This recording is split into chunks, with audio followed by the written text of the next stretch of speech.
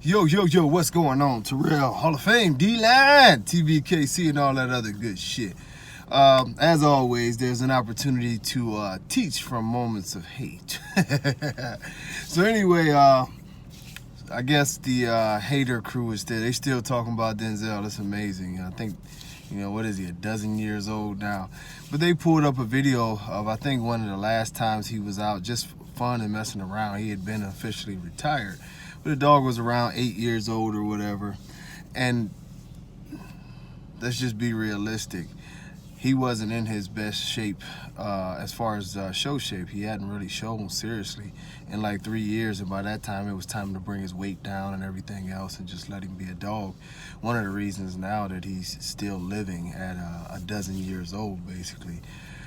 I tell you what, now if you've seen this video, this is why it's a great chance for a learning situation. Two things.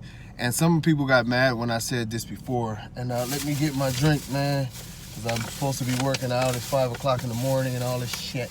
And I'm not working out. But two things. I'll get that thing later. One, a dog ages. I said this about Grand Champion the Bus when he won nationals and people lost their mind. They just blew their wig. I liked the Bus when he was younger. But when you showing a dog, it's just like people. If you look at a 80-year-old man, he's not going to have the same frame and structure as he did when he was a 20-year-old man. This is just normal shit. It's with any dog.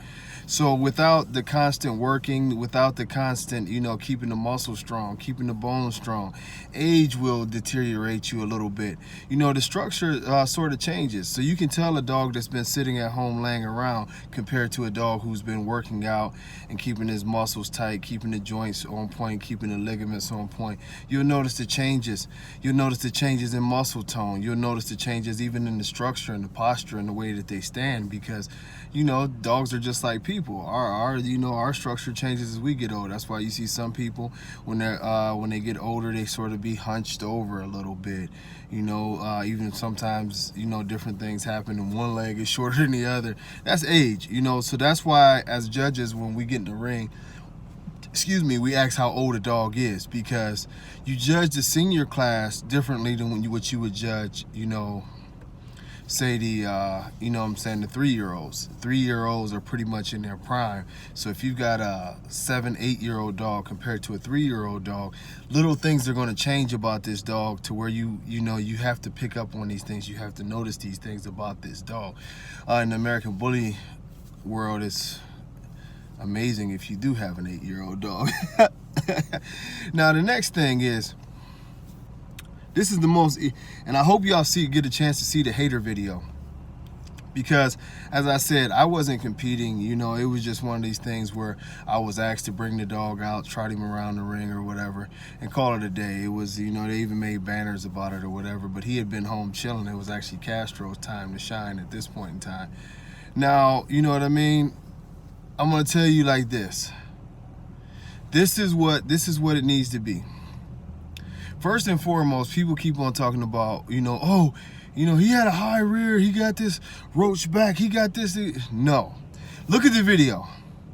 If you want to be able to tell a dog if they actually have a high rear or not, look at the feet placement. Feet placement is everything.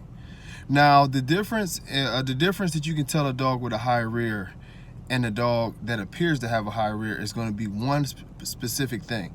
When you do the rear end, when you set the dog to stack the dog, the hocks need to be at a 90-degree angle, straight up and down. That's back, where y'all would call the ankle. If you see that part right there leading down to the foot, it should be straight up and down. It should be extended outwards, and bam, right there, straight up and down. So you get a swooping motion to the hock like that.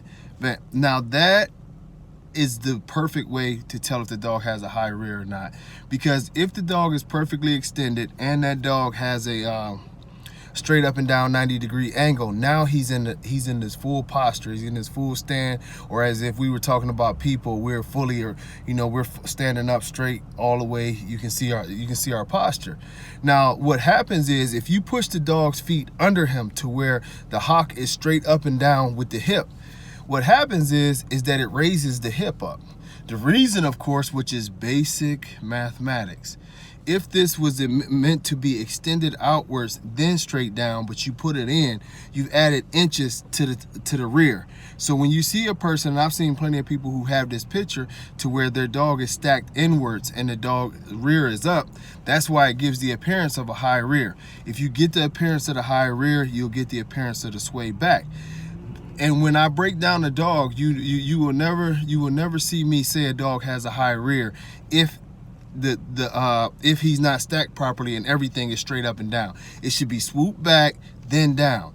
That's a good stack. What we're starting to see a lot of people do who have dogs with high rears is that they'll do the full extension, but what you'll notice is that they drop that, where you see that swoop down, they're teaching their dog to sit down, so it's very, very compacted, and you can see that it's not even a swoop, it's just like it goes more like this. That's because the dog is squatting. You want to see that nice little swoop coming from the rear, straight down, 90-degree angle. Once you see that, that'll give you a true testament of the dog's top line. So what you have is you have a lot of people who try very, very hard, you know, just to talk shit about other people more so than anything. And what they do is they catch a picture where the dog's feet are up under him. The dog is not properly stacked. If the dog's feet is up under him, once again, I will tell y'all this, I can show you a million times. If you pull the dog's feet up under him, you are literally adding inches to his rear, because those inches are meant to extend out to give him his true angulation in the rear. The feet cannot be directly up under the hip. They have to come out, bam, down. In this particular video, I did that because I wasn't really trying to stack him. He didn't want to be there. One of the main reasons that I stopped showing Denzel, after so many shows, the dog just didn't want to show anymore. It was just that simple. That's why I let him drop his weight down to a more healthy weight and no more workouts, you know. It was just a basic take a walk, you know, lower calorie diet or whatever. But I think, you know, Denzel proved what he needed to prove. National title, 3 championships, damn near undefeated in the ring. He just blew through everything. And, you know, so when you have people who try to make videos to hate and talk shit, it's a great thing, and it's a great opportunity. Now, even on a bigger problem is that, like I told y'all, this will ruffle a lot of feathers now. When you see these dogs that are stacked, look at the rear end and look how that's compacted down. When you see a dog fully extended and you see them and it's still compacted down, and you don't see that natural, just that whoosh, coming off the rear, and it's just a whoop. The reason you don't see that is 90% of these dogs today they are teaching their dogs to squat. Now, another thing that was said that is very, very much untrue, and I'm speaking for judges right now, we don't touch the rear to see if it's high. That's not an experienced judge doesn't need to do that. An experienced dog person doesn't need to do that. You're looking at what I just told you. Is the dog extended? Is he at a 90-degree angle? Now where's the top line? Now what we're doing when you push down on the rear is you're checking to see how stable the hips are. Because if a dog is in, say if a dog has weak hips, if a dog has bad hips, if you put a little bit of pressure on the rear, I've had dogs actually yelp in the ring and break down.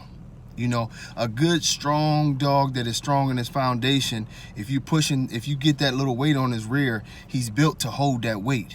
Now, I'm not talking about me, you know, at 230 pounds jumping on a dog's rear. Just a little pressure. It's very, very telling when you see judges do this in the ring, that when you put a little weight on that rear end, you'll be able to tell if something's wrong there. You know, that's a way of telling if these hips are built to hold this, or if they're, you know, it's just a stack and we're teaching the dog to squat. That's another thing. If you're teaching the dog to squat and he's not in the proper stacking motion, when you put that pressure on the hips, the dog will sort of wobble because he's not in a normal spot where he can lock it out.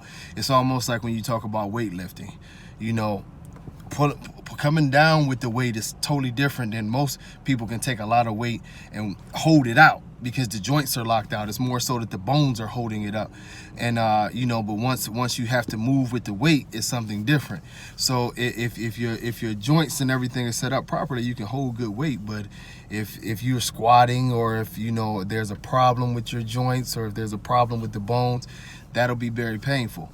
But, you know, that's y'all learning lesson for the day. You know, the people will hate, but we got to learn structure. We got to learn these small nuances about the dog, man.